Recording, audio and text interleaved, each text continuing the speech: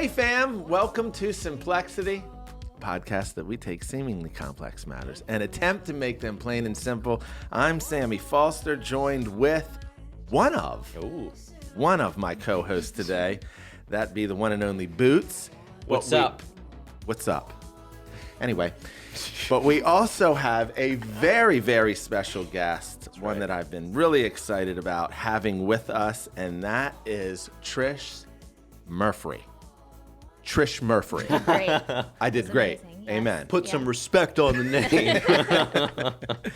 Because Trish told me that many people just say Murphy, Yeah. and that's incorrect. No. And you it's know me, Murphree. with my punctuation and my And pronunciation your enunciation. and enunciation, I'm all about keeping words right And keeping it real. in the field. These streets are rough. Long story short, Trish is with us due to the subject matter that we're going to be discussing, and that is the matter of mental health. And we found no one better than Trish to speak with her expertise into this matter. And thanks for being with us. Yeah. Thanks for having me. We searched high and low. And, Trish. Everybody else was booked up. Right. No, but seriously, we had gotten a number of comments, like whenever we put it out on the Instagram page, like, okay, what's a topic that you guys would find interest in us discussing? And one that has recurringly come up has been mental health, anxiety, depression, the whole gambit. And immediately when I started seeing like those responses come in, you were the first person that I thought of. Absolutely. The fact that Trish just starts crying and I'm like, Sobbing. cut, I don't know what to do. But just due to your expertise and also the fact that you are Hannah's sister. Yeah. So there's I'm Boots' booze sister. Oh, I like that. Boots is booze. Boots is booze. That's, I don't know. We need to get that on a hat, maybe. No. Okay. Just a bumper sticker, perhaps. But yeah, you're certainly qualified for this discussion. And so we're really excited to have you. I've got a little bio on Trish to give context let's break to our listeners. Great. Okay. So I outsourced this because I wanted to make sure that we would get something that was accurate. I didn't want to ask you because I thought you might downplay your credentials a bit. But I'm not going to tell you where I got it from. I might Unless know, you but already know. It's your husband. But let me just read through this real quick. So Patricia, which is short for your actual name. It's actually long. It's long for Trish. Right? Patricia's short for Trisha. So Trish, you grew up in Anne Arundel County and you hold a Master's of Social Work from the University of Maryland, Baltimore. Wow. And you are a licensed master social worker in the state of Maryland. Her experience ranges from group therapy for clients who struggle with substance use disorders to family therapy for at-risk youth.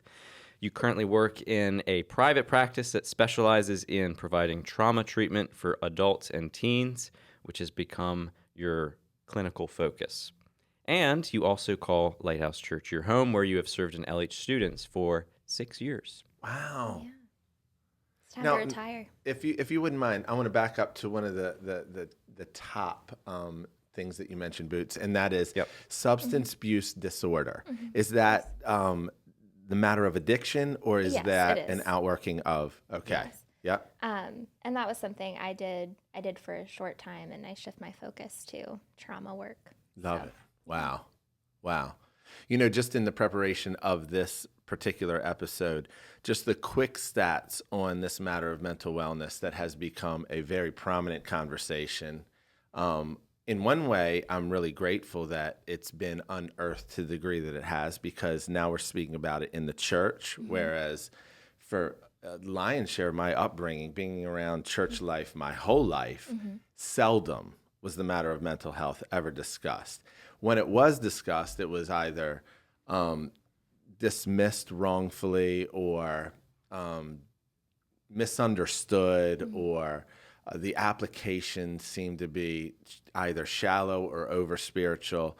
But it really has become aware, just the quick sort of data on it, 19 million people that live within the United States of America claim to live with constant worry, fear.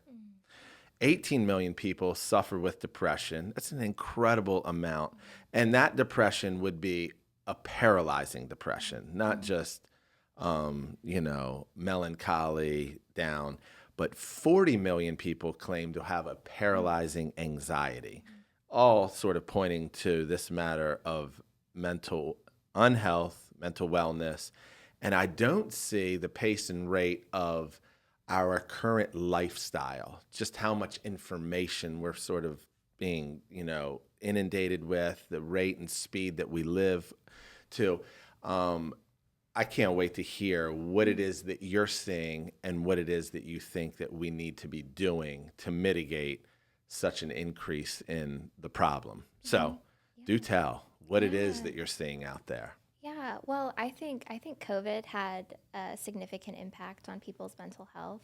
I think that, we were in the middle of a crisis, right? And so everything that we would typically recommend to a person to take care of their mental health, we didn't have access to, or we had limited access to, right? Like a routine, getting in your community, having face-to-face interaction with other people. And we saw that really with it being a real problem with teens and children because, developmentally, that's a really crucial period of time. And needing to have that face-to-face interaction with their peers.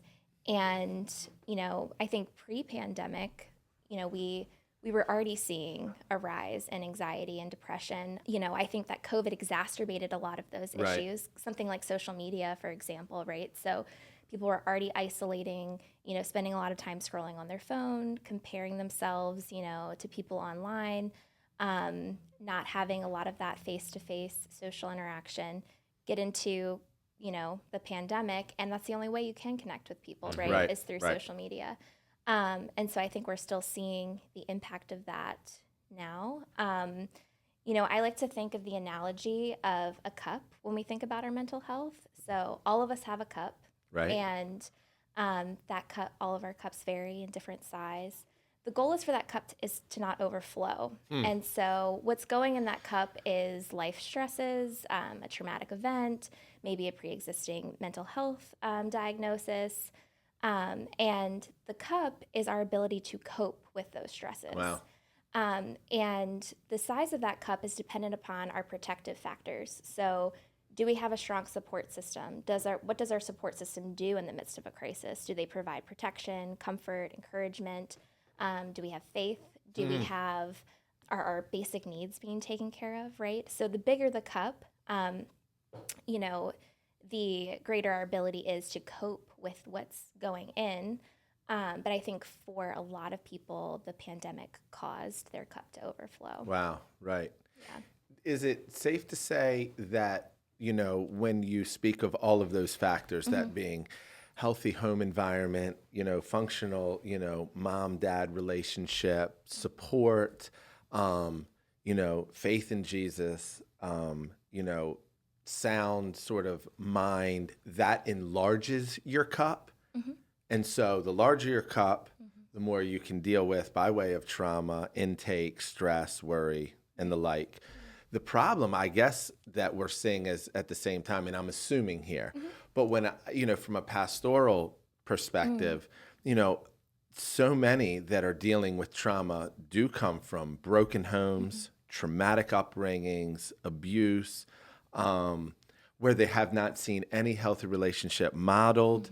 Neither are they being encouraged, loved on. They don't have any financial stability, security, safety. And so their cups are really small. In that, regard, it's becoming an increasing passion point of mine to see the church as, and I would have never put it into this terms, but it's really beautiful to think the church is really an incredible means that God provides to enlarge people's cup. Because the reality is life is stressful. I mean, no matter if you have a stable, safe, and secure environment, it is still crazy out there. So that's really, really good. Yeah. I think I got everything I came for. But that's awesome. Yeah, I was picturing in your analogy, I was like, Do little bottles work How too? big's my cup? Yeah. Got multiple. Yeah. Yeah. What if I have 3 cups? So Trish, I know that you've spoken to, like your bio says, you've been part of LH Students Ministry for 6 years now. You're one of the small group leaders along with Hannah and also Erica, who's a simplexer as well. Yes. Shout out Erica. Hey, Erica. But I know a number of times Ryan has asked you to speak on the matter of mental health. And I know specifically you spoke on anxiety, I think most recently. Right? You gave like a little bit of a lecture, little chat, different than a lecture. But unfortunately, I wasn't able to be there for that. But I heard a lot of great things from it. I was wondering if just wave top overview, if you could give us kind of, or is that too much right now? I thought she was going to say no. Yeah, and she goes, not today. I can't Pass. do that. Maybe another podcast. Yeah, sure. So I think something that I know, maybe if I can get a little personal for a second, if that's cool. You like that? permission granted.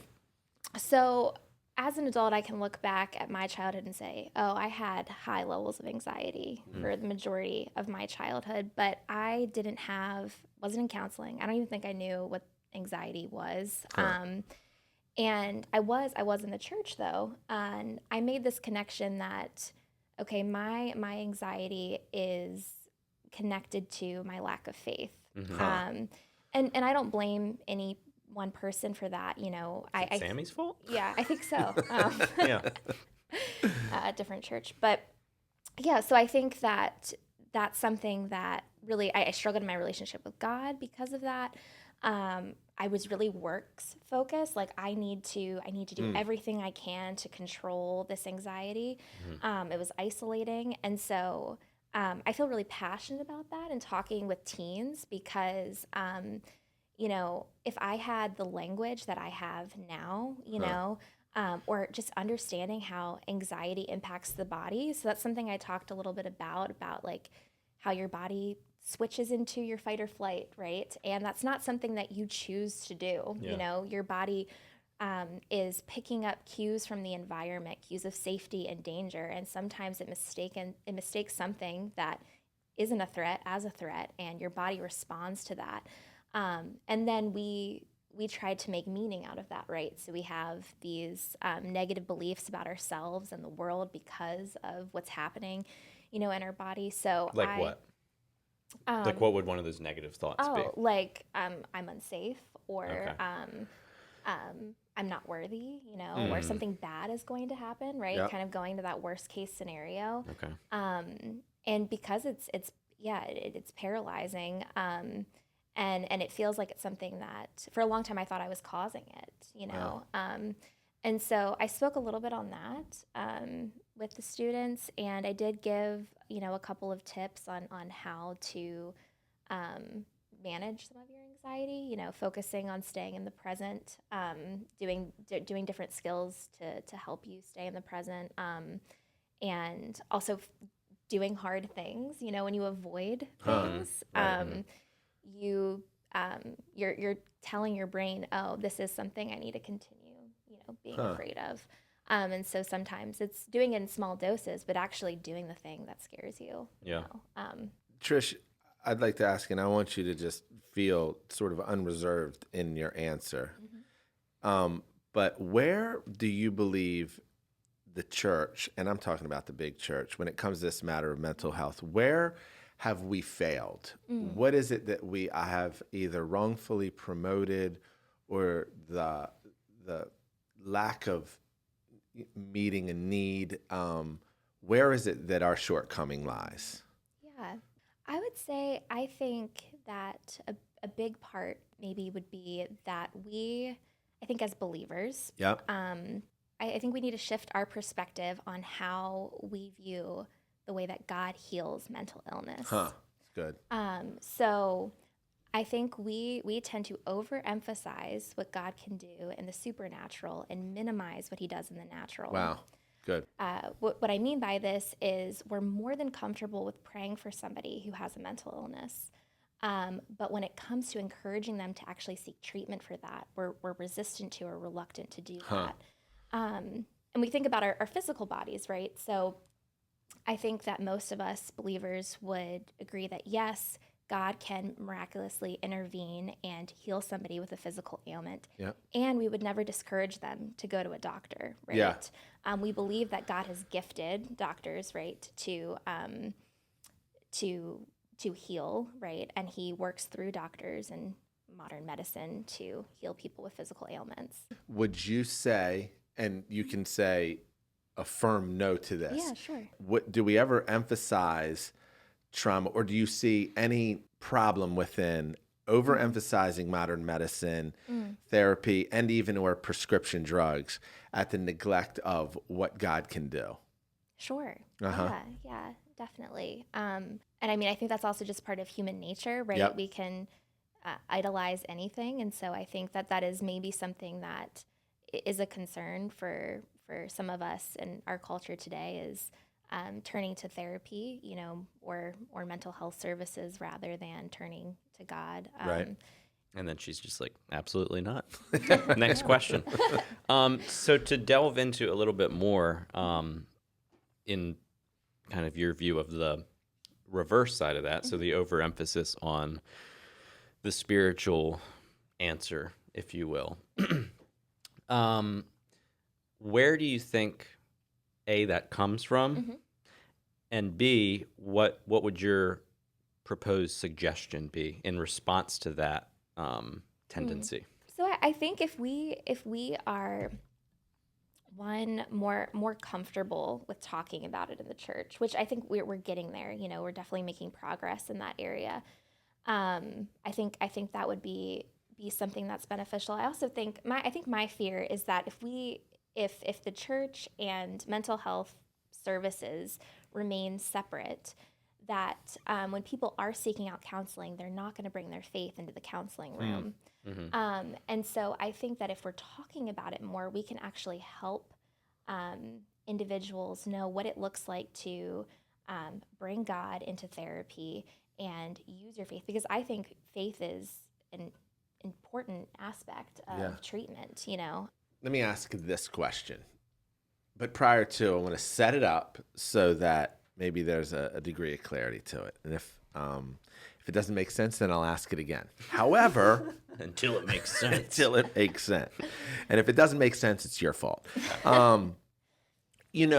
There is this tension, and obviously we've spoken to it about either the overemphasis on the supernatural and an undervaluing of the natural, or vice versa.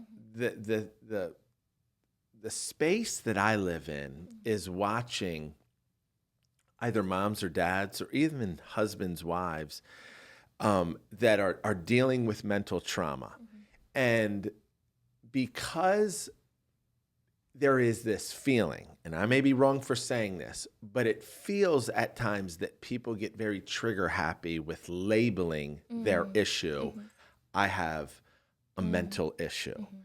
Whereas I can look at their life and realize, wait a minute, you're doing this wrong and this wrong and this wrong, with no self-righteous attitude and or perspective, just seeing the error in their lifestyle, the speed and rate of how they're living, the financial mistakes they're making. And then when they get bogged down, they go, okay, I need a therapist. All right, fair. Then they go to a therapist and they get prescribed. And I'm watching this, and they'll attribute either their newfound positivity and or mental health to these issues. And I know, wait a minute, babe, you're only prolonging the inevitable because no lifestyle change has been made, but you've categorized your whole issue as a mental health problem. It's not it's a lifestyle problem. And so now they have prescriptions and weekly therapy and yada, yada, yada. And then I feel like their faith, their biblical precepts, the right way to live life has gotten backseated. And this now is the newfound fix. And there creates a tension in that, because I don't want to override or discount their mental health. Sure. Far be it from me to not give some credence to that and then feel like I'm part of the problem because in 2023, I don't any longer as a pastor or even a Christian want to aid to not giving credence to mental health. But then there still remains this tension of where the emphasis is being given. Does that make sense? Yeah. And so I want to know, just from your seat of speaking to a clinical therapist, Sure. what then am I to do navigating those waters? Big question. But I want to speak to that a little bit because I think from what I see on social media, what people think mental health treatment looks like, because that's where a lot of people are getting their information about this is true. what it looks like. I think that there are pros to that. I think there are great therapists that you can follow online that offer great resources. But the most of that stuff, I think there's a lot more cons than there are pros.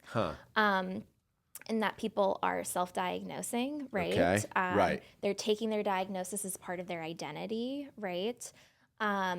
Or they are using therapeutic interventions inappropriately. And I want to say that therapy is hard work. You know, I think we are a culture that is obsessed with personal growth. You know, we love to read a good self-help book, you know, attend a conference, you know, over a weekend or listen to a podcast. No hate. No hate. She's drinking the haterade. But this is not a self-help podcast.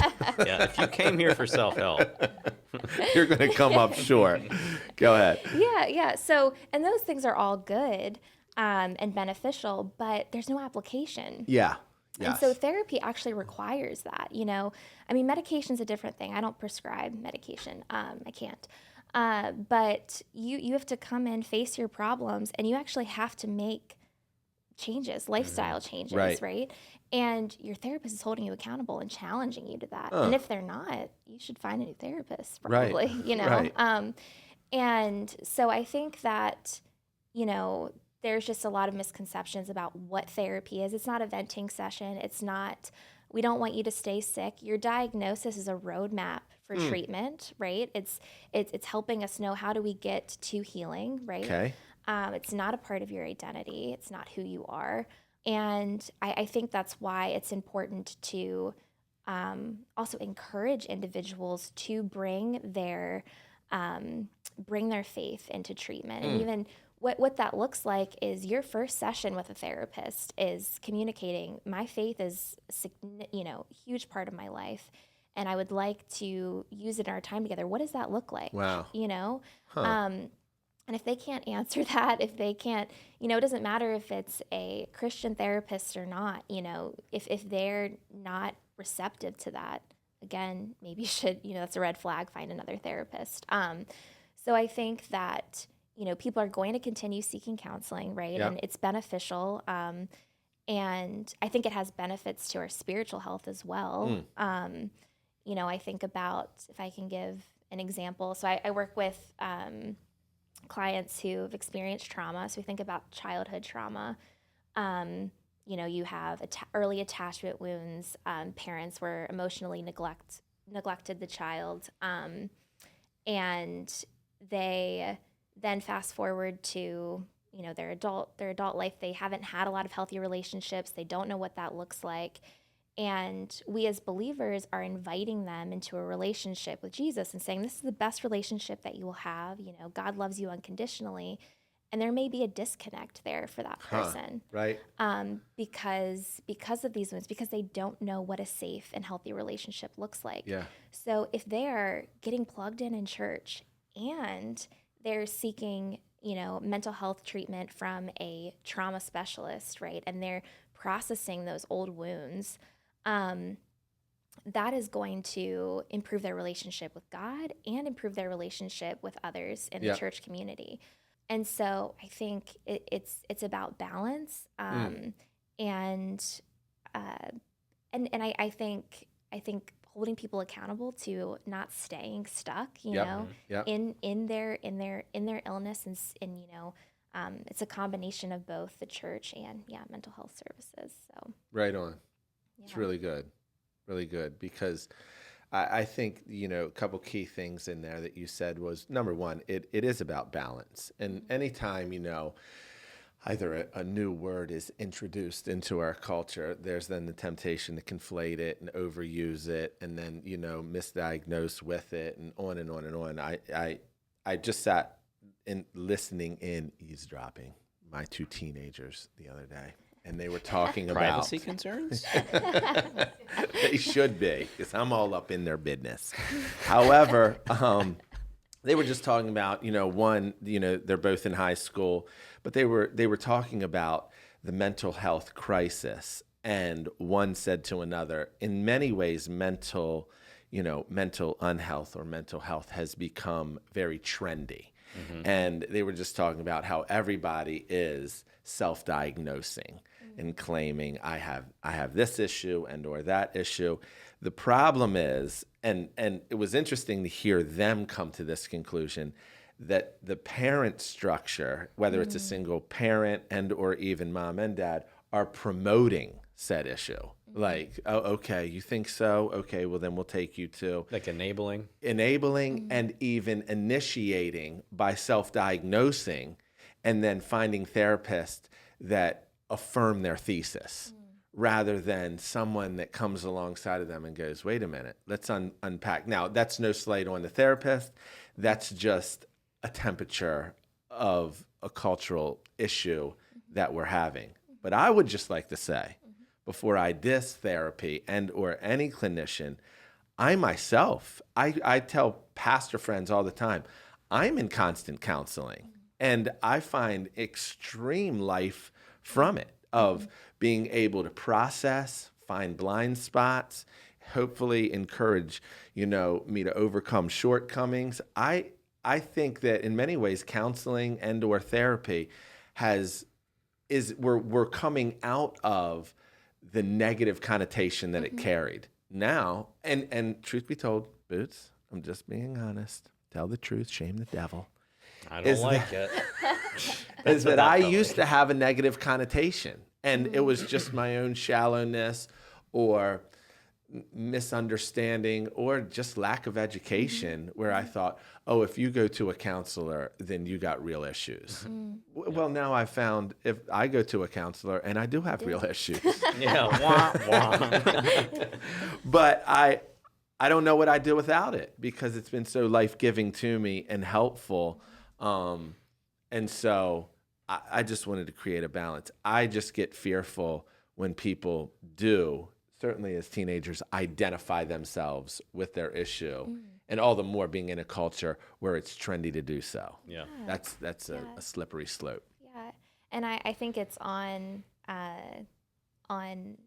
therapists to be careful with, I know our practice does a really good job of that. We're not quick to throw a diagnosis on someone, especially if we feel like it's not going to benefit them. It's going to cause further harm. So, yeah, I would definitely agree with that. And I think that it's important, that therapists are not also supposed to be giving spiritual advice either. Like kind of we need to stay in our lane, right? And I think that there is some overlap in what even the church offers, right, with mental health services. And so that can get confusing. There can be gray areas there as well. So, right. Yeah. So, Trish, I want to hone in on something that you said when you briefly mentioned the overlap between mental health and spiritual health.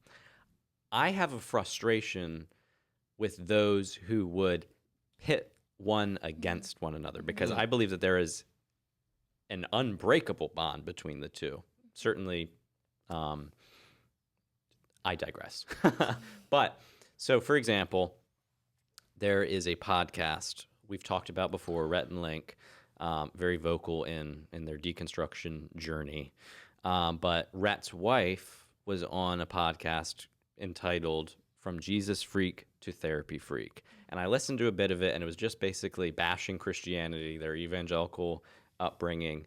And people like that would reject Christianity in its entirety and would say, but what we really need is therapy.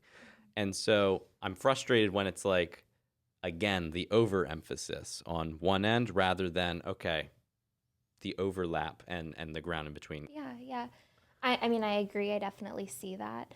And I think that's viewing therapy incorrectly. You know, therapy is, it's not something that's supposed to be long term always, right? In the same way that your faith is something that is always there. You're always growing spiritually, right?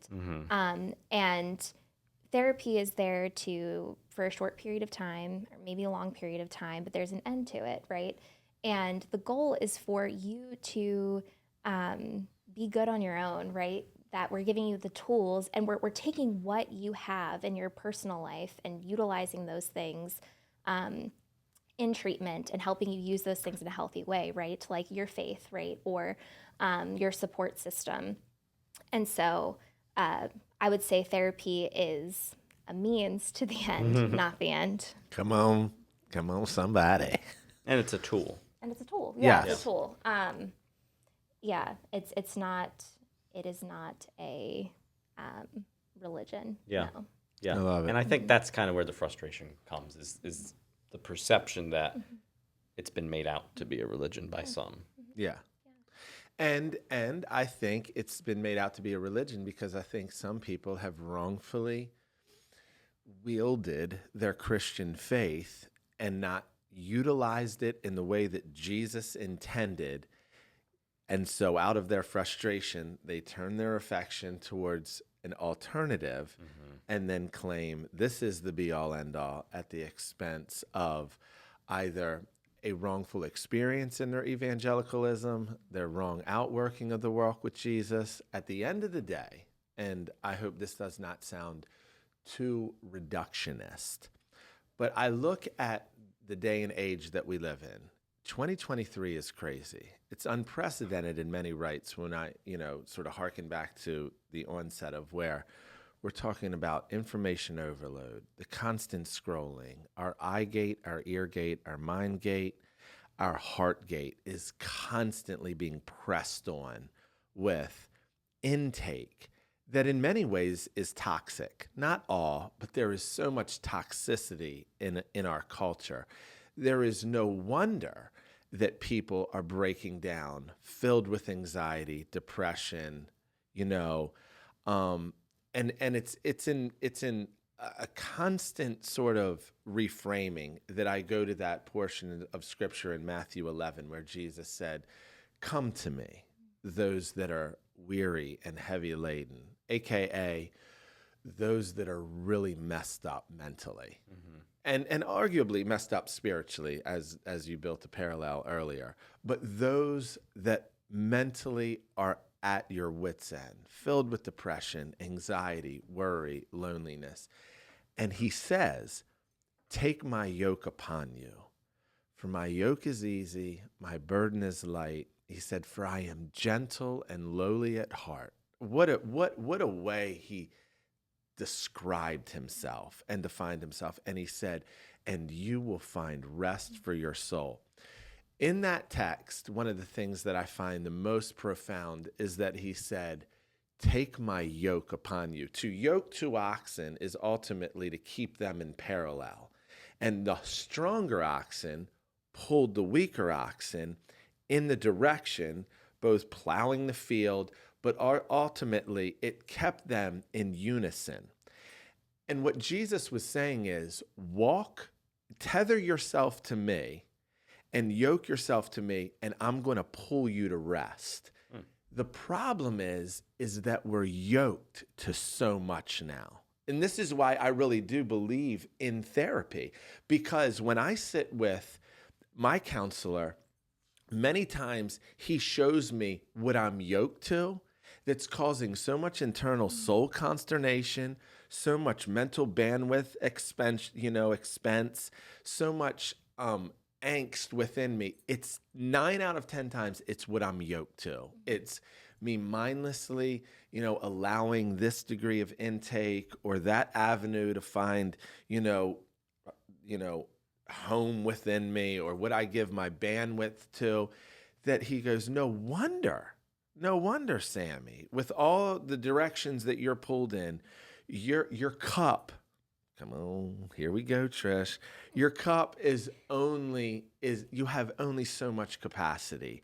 And I think that many times it takes therapy and counselors to show us what we're yoked to. Not to say unyoke from Jesus. That's foolish. But to say unyoke from these things. So I carry the same frustration when you say, oh, therapy's my God now. How foolish. How foolish. Because Jesus is the one that created us, designed us, and understands what it is that truly helps us. But I also think that he uses therapists to do that. Yeah. So it's not one or, it's both end. Yeah. We get there a lot.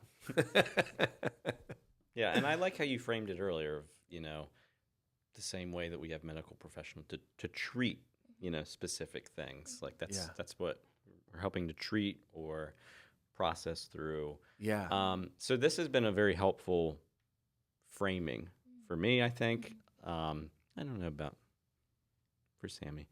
It's been very helpful for me, Trish. But Boots' questions confused me, but you always brought clarity back. yeah, to you it. always rein me in, as you often do at family gatherings.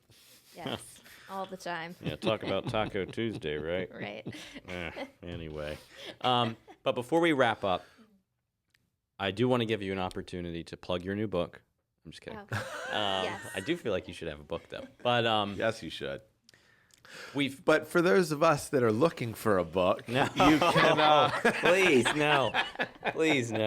I know somebody that's wrote a couple books, and JK, I digress. It's been a very helpful framing, and this has been a conversation. But I want to give you an opportunity, if you want to speak directly to us, speak directly to the listener, the viewer, anything practical that you would say, you know what, at the end of the day, this is what I really want to leave them with. Does that make sense? Like, hey, if you don't take anything else from this conversation and discussion, please take this. Please give consideration to this. I feel like that could be helpful, and I think that you have wisdom to share. Absolutely. I would say if you are struggling with anxiety, depression, any other sort of mental health related issues, to seek out help. And I think that's both in the church, right? And also maybe looking for a therapist, and finding a Christian therapist, right? And having a conversation. You're probably going to have a consultation with them or a meeting with them to get to know them, and emphasizing, the importance of your faith and wanting to have your faith in the counseling room. And asking them, inquiring about what does that look like for you? How are you going to bring my faith into treatment? Wow. That's great.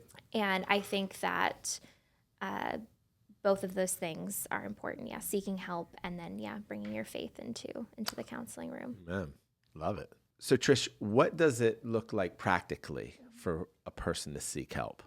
Yeah, I would say Google search to get started. I think Psychology Today is a great resource. And you can kind of put in specific things that you're looking for, whether it's a Christian therapist or kind of putting in the symptoms that you're struggling with. And I think starting there, I think maybe interviewing, having conversations with multiple different therapists. You don't have to just pick one and go with that one. I would say if that therapist specializes in everything, it's probably a red flag. So that's something right to consider. But making sure that they also specialize in a treatment that is going to address what you're coming in for, and having conversations about that, asking questions. What is this intervention, and how do you use it, and what are your credentials? Like not being afraid to ask those questions. And I think that would be a good place to start. Wonderful. And I would just say, even hearing that for me is super empowering to just hear, like, okay, you can ask these things, because to me it's almost like, all right, I just show up and then you tell me, like, I'm on almost on the defensive. You know what I mean? Rather than, this is my mental health. Yep. I'm taking charge of it. And so I'm going to be specific about who helps me with it, if that makes sense. Absolutely. And I would just, underpin that by saying this is your mental health. Yeah. This is not a mechanic, meaning that you have to be comfortable. However, I will say, even with your mechanic, there's a lot of fly-by-night out there. If you need a mechanic, you can call the church. We got a couple good ones that we know about. However, we're way off in the left field. I would say when it comes to this matter of mental health, make sure that there is a relational comfort because it allows for you then to open up more, find your lane in really divulging what it is that you want to express and where it is that you're struggling. And so much of that is really rooted in a degree of chemistry and comfort that I think sometimes there's an intimidation factor. Like, you know everything and I don't, and so I'm just going to, even amidst my discomfort, go with it. One should feel really empowered when they're interviewing and looking for someone that they're going to delve into this depth of life with. Yeah, I always say that the first 3 sessions are kind of like a trial period. Yeah. And so if either of us don't feel like this is a good fit, we'll make that decision after that. And so not feeling like you're locked in. And like you said, Sammy, it's a very vulnerable place to be in too. Yeah.